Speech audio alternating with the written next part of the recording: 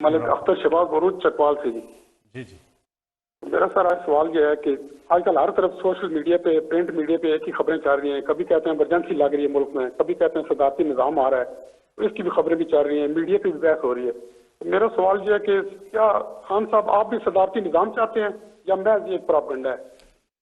देखिए मलिक साहब, आपको पता नहीं याद है, लोगों ने पता नहीं, मेरा जो पहली दफ़ा जब मैं प्राइम मिनिस्टर बना तो मैंने कौम से खिताब किया, तो मैंने कौम को एक चीज़ कही थी कि आपको बड़ा शोर मिलेगा और सारी जगह से आवाज़ें आएंगी कि मुल्क तबाह हो गया, ये हो गया, नाहिल है, ये ख़त्म हो गया। क्योंकि मैंने तब आपको कहा था सबको कि हमने कोई मफामत नहीं करनी, कोई कॉम्प्रोमाइज़ नहीं करनी। इस मुल्क के वो जो बड़े बड़े डाकू हैं, मैं वाजे करता हूँ, ये चोर नहीं है, ये डाकू है। मैं 30 साल मैं पॉलिटिक्स में आया इनके खिलाफ था। नहीं तो मैं फिर से कहता हूँ, जिस आदमी को अल्लाह ने सब कुछ दिया है उसको क्या ज़रूरत पड़ी थी कि अपनी ज़िंदगी सारी लगाए, अपना घर बार सारा कुछ लगा के एक घटिया लोगों से हर रोज़ बुरे भली गालियाँ सुने। लेकिन मैं इसको जहाद समझता हूँ। तो मैंने शुरू में कहा था कि जब भी, क्योंकि मैंने इनसे कोई मफामत नहीं करनी, इन्होंने मुझे ब्लैकमेल करना कि किसी तरह हमें एनआरओ दे दो। जो जनरल मुशर्रफ ने इस मुल्क के ऊपर सबसे मार्शल लॉ से ज़्यादा उसने जुल्म किया था इन दो बड़े घरानों को एनआरओ दे के, यानी इनकी चोरी माफ़ करके।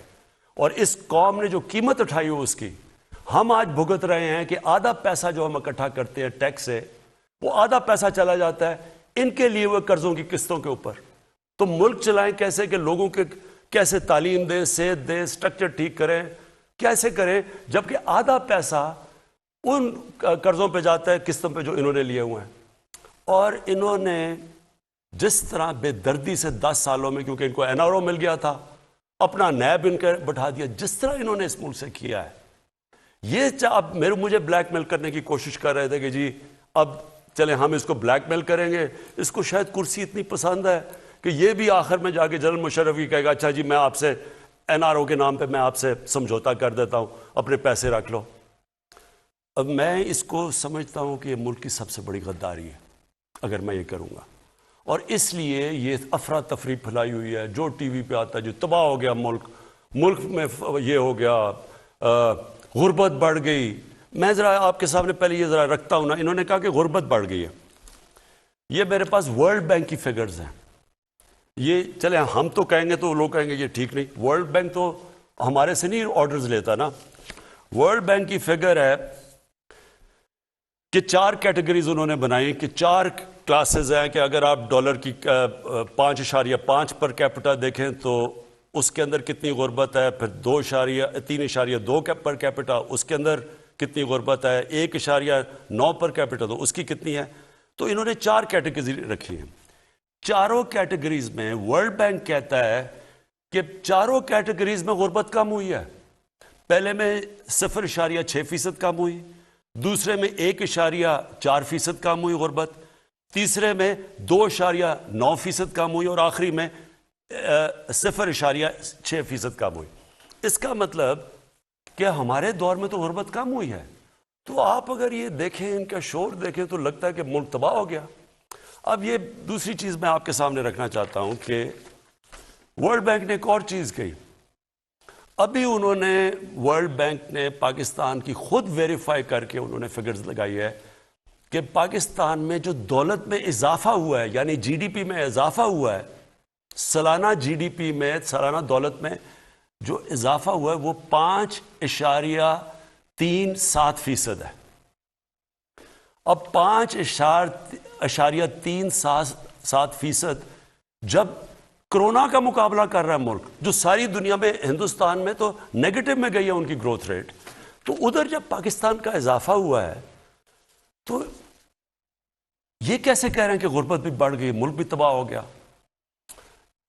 एक इकोनॉमिस्ट की आ गई है कि जो टॉप 3 मुल्क हैं जिन्होंने सबसे बेहतरीन तरीके से, यानी अहलियत थी इतने बड़े क्राइसिस का मुकाबला करने के लिए, और दूसरी तरफ वर्ल्ड बैंक कह रहा है कि ये 5.37% हमारी इकोनॉमी बढ़ी है। तो मैं आप सवाल पूछता हूं कि ये किधर से तबाही आ गई? मैं खुद तस्लीम करता हूं कि दुनिया के अंदर महंगाई आई और एक कई तबके, तनख्वाहदार तबके के ऊपर मुश्किल वक्त है, सारी दुनिया में मुश्किल वक्त है।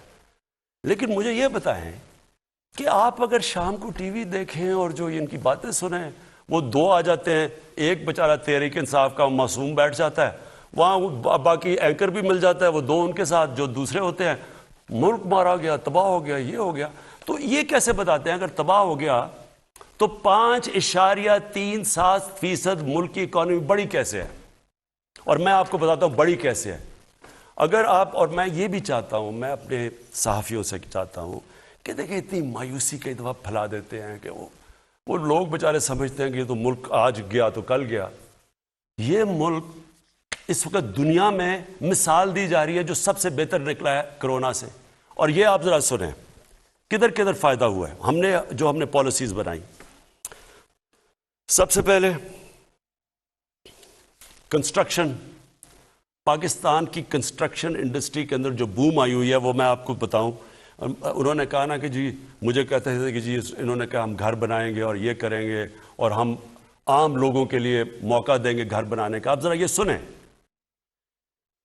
और ये सारी जो मैं आपको अदाद और शुमार दे रहा हूं ये आप अपने मोबाइल से चेक कर सकते हैं, ये पूछ सकते हैं।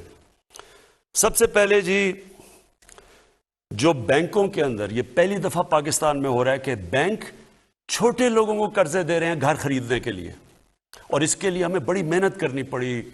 वो एक होता है फोरक्लोजर लॉ, वो हमने जाके उसको अदालत में लड़ना पड़ा और बड़ी देर से 30 सालों से फंसा हुआ था जो हमने करवाया। तो आज सिर्फ पहले ये देख लें कि 290 अरब के लोगों ने कर्जे मांगे हैं बैंक से। ये कभी पाकिस्तान की तारीख में नहीं हुआ। इसमें से 123 जो एप्लीकेशंस है वो बैंकों ने अप्रूव कर दिए, प्राइवेट बैंक्स हैं।